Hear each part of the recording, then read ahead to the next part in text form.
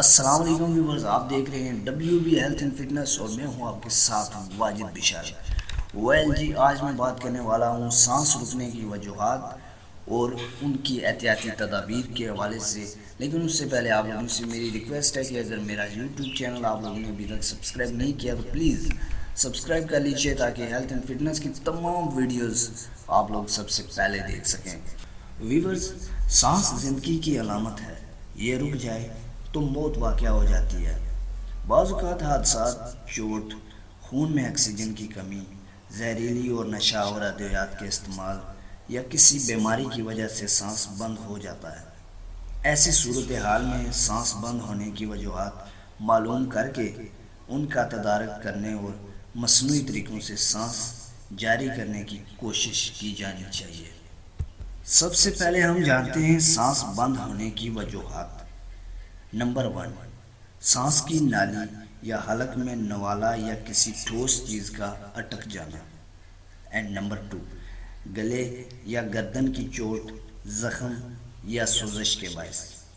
Number 3، پیٹ میں پانی کا حلق تک بھر جانا۔ نمبر 4، بے ہوش آدمی کی زبان کا حلق میں گر جانا۔ نمبر 5، سینے کا دب جانا۔ نمبر 6، زہریلی یا نشہ آور ادویات کا استعمال۔ نمبر 7، تشنج، مرگی یا فالج جیسی بیماری کے باعث۔ اینڈ نمبر 8، کالر، ٹائی یا گلوبند وغیرہ کا کسی وجہ سے گلا گھونٹنے کا باعث بننا۔ فوری طبی امداد۔ اگر مریض پیٹ میں پانی بھر جانے کی وجہ سے بے ہوش ہو گیا ہے تو سب سے پہلے اس کو گڑے یا تکیے پر لٹا کر پیٹ سے پانی نکالنا چاہیے۔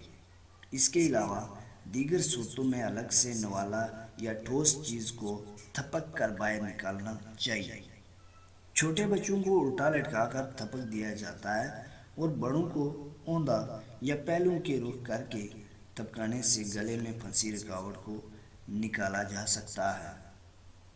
حلق میں زبان گری ہوئی ہو تو گردن کے نیچے سہارا دے کر گردن پیچھے کو ڈھلکائیں، پھر جبڑے کی ہڈی کو پیچھے کی طرف آگے کو دبائیں۔ زبان درست حالت میں آ جائے گی۔ ان حالتوں میں اگر سانس بند ہو جائے تو بغیر تاخیر کے فوراً مصنوعی سانس دینے کے عمل کو جاری کرنا چاہیے۔